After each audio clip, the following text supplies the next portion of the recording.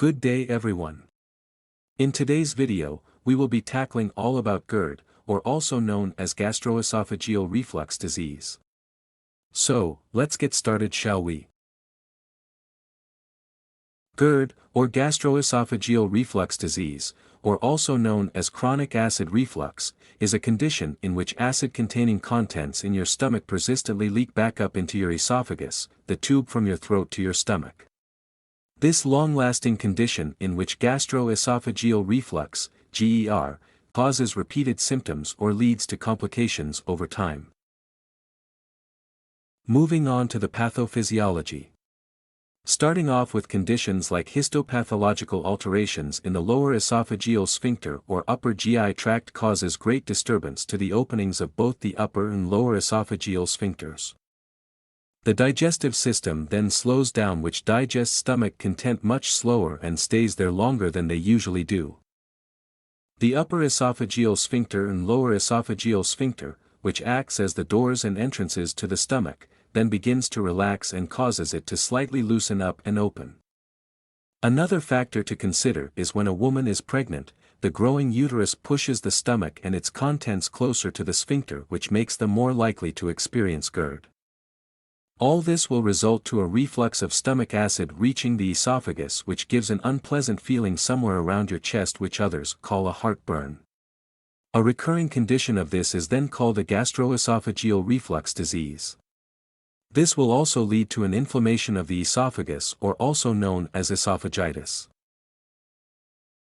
Moving on to the lifestyle factors that may contribute to GERD.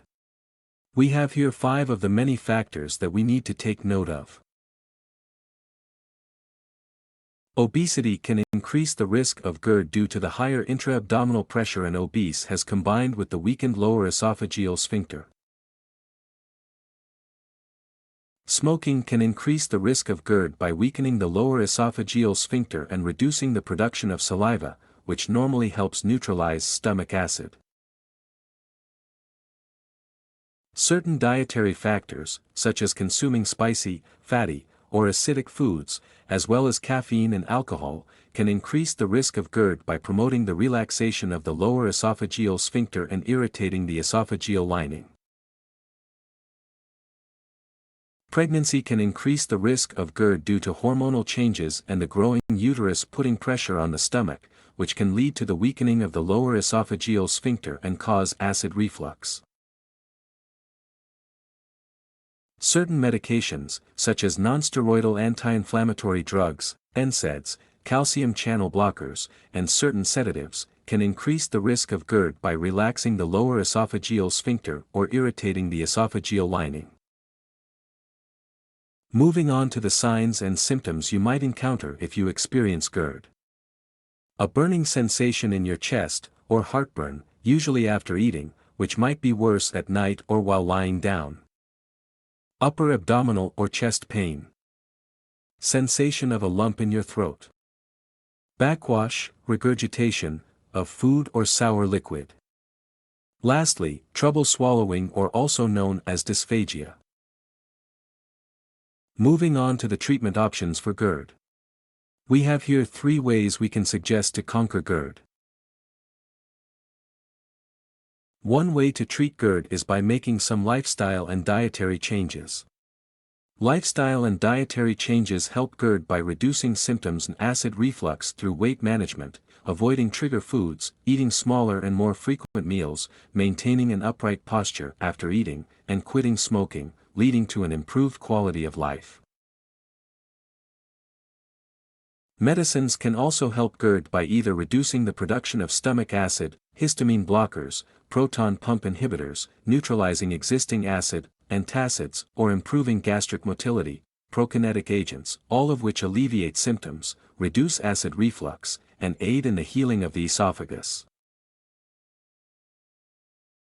Endoscopic therapy, such as radiofrequency ablation or endoscopic suturing, can be used to treat GERD by tightening the lower esophageal sphincter or promoting the healing of the esophagus, while surgical procedures like fundoplication aim to reinforce the weakened sphincter, preventing the backflow of stomach acid and reducing GERD symptoms effectively. The illustration below is an example of Nissen fundoplication in which the surgeon wraps the top of the stomach around the lower esophagus. This reinforces the lower esophageal sphincter, making it less likely that acid will back up in the esophagus. So, what should a person know to avoid and prevent GERD from happening? These are the ways in which we can teach you. One of which is to avoid certain foods that were mentioned before that trigger GERD. Another is avoid lying down after eating because you will more likely to experience GERD afterwards. We should also take medications to reduce stomach acid production or neutralizing existing acid. Finally, for the prognosis. GERD, or gastroesophageal reflux disease, is a chronic condition that can be managed with appropriate treatment. By making lifestyle modifications, such as avoiding trigger foods and maintaining a healthy weight, individuals can experience relief from symptoms. That would be all for today's video. Thank you for watching. I hope you enjoyed and learned something. This is me, Tyrell, reporting. Until next time.